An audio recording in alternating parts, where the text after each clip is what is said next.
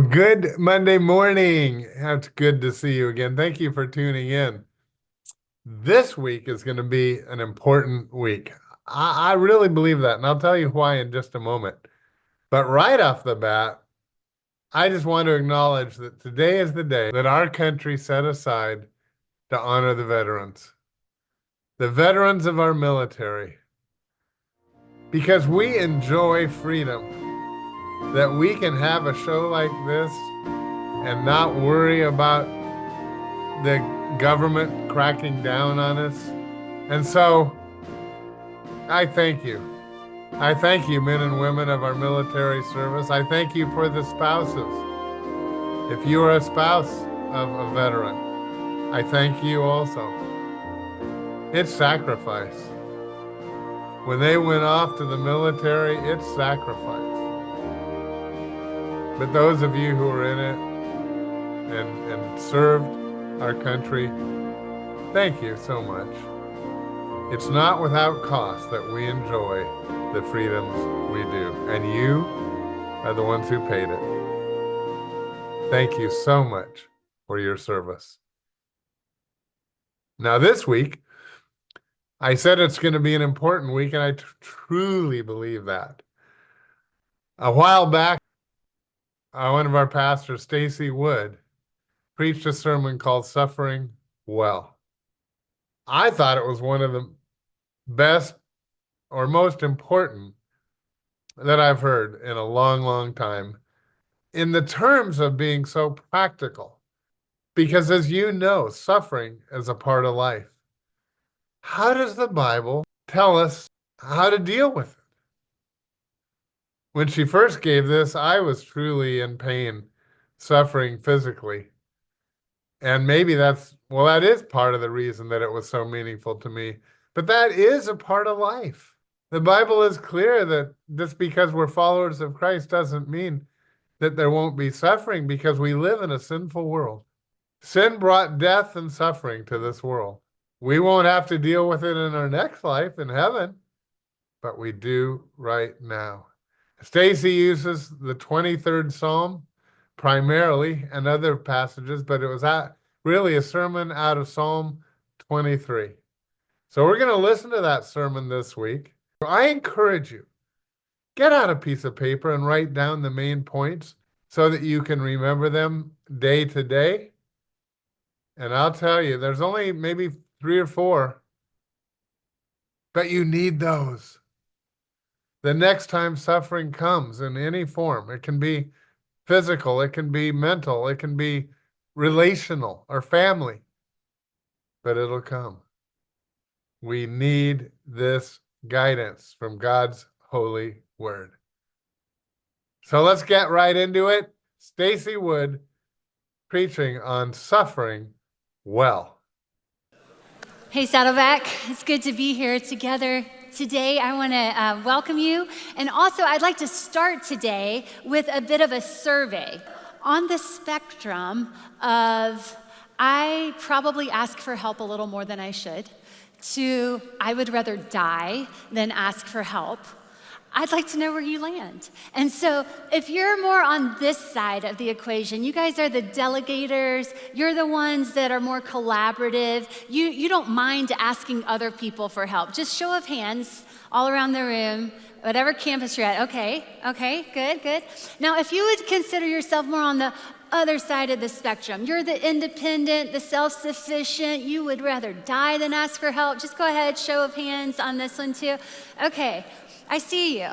You guys are my people. I would also be on that end of the spectrum. I'm trying to work my way backwards a bit towards the healthy middle. But I'm definitely one of those people who's kind of like, I got it.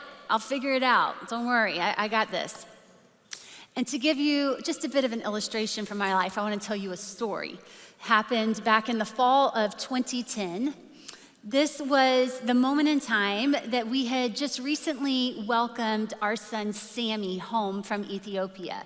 And so Andy and I were adjusting to parenting 2 boys. Sammy was just under the age of 2. Our other son, Cademan, was about 4 years old at the time. And also for context, we had recently, about 18 months prior, just launched our brand new church in the Bay Area. So I'm just gonna give you a second to take that in. Like, imagine the state, the fragility of the emotional state of our home at this moment, okay?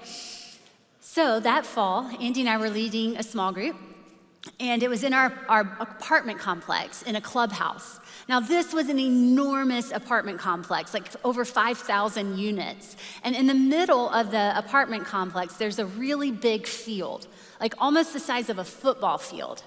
And our apartment was on one side of the field, and the clubhouse where we were meeting was on the opposite side of that field.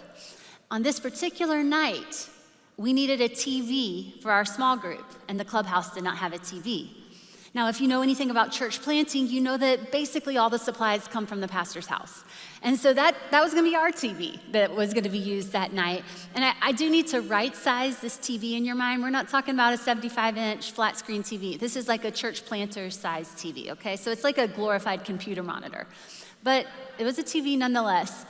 And somehow it ended up being my job to get the TV from our apartment to the clubhouse. Now, at this point in time, anyone that's normal would ask for help, right? Be like, I'm gonna need some help getting this TV from here to there. But that's not how I roll. Like, I'm just like, it's fine. I've got it. I'll figure it out. And so what do? I unhook that TV.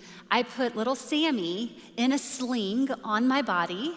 And I tell my 4-year-old son, do not let go of my pocket, because we're like walking across roads to get to this clubhouse. And I pick up that TV, I got my 2 kids attached to me, and I walk across that football field like 40 years in the wilderness, wandering around. We make it across that football field to the clubhouse. Now, I cannot guarantee I showed up at the clubhouse with the attitude of Christ Jesus, but I did get there all by myself. We were talking about this story after the past service, and I thought that Andy must have been out of town, because how in the world would this story have ever happened the way that it happened if he had been in town? Like, that didn't make sense. And he was like, no, babe, I was in town. I was already there at the clubhouse. I was like getting the room set up, and I was meeting with all the volunteers and stuff. And I was like, why are you so mad? Like, why are you mad, bro? Like, I show up sweating, 2 children attached to my body. He's like, what's wrong? Why are you mad? But I did that. And I wish that I had a picture of myself that I could show you, of me just like struggling across that field, like carrying this TV. My arms are shaking. I'm sweating. I got kids attached to me. I'm almost in tears. But I'm like, it's fine. I'm fine. I've got this. And all of us have had moments like that, right? Like, all of us, it's like such a picture of how we struggle through life. And we're like weighted down, and we're weary, and we're sweating it out, and we're just grinding it out. But we're like, it's fine, I've got this. Trying to do it all in our own strength. But today, there is a better way. Jesus has a better invitation for us today. And it's not that we're gonna struggle through life in the power of our own self-sufficiency. It's that we can do life with the supernatural power of living in dependence upon Jesus. That is the better way that he wants to invite us into.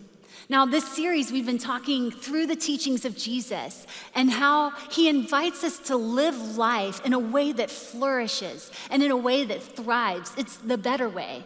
But it seems really countercultural most of the time, almost counterintuitive, because it's so different than the way most people in this world live, and it's so different than the way we've been trained to think.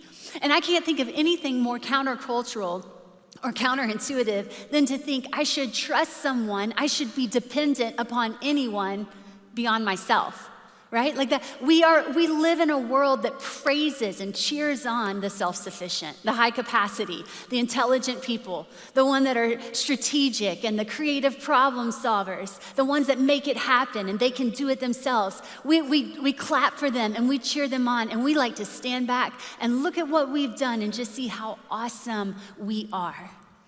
But friend, there's gonna come a day where the empire that we've built and the legacy that we've left in the power of our own self-sufficiency, it will be insufficient to meet the greatest needs of our soul.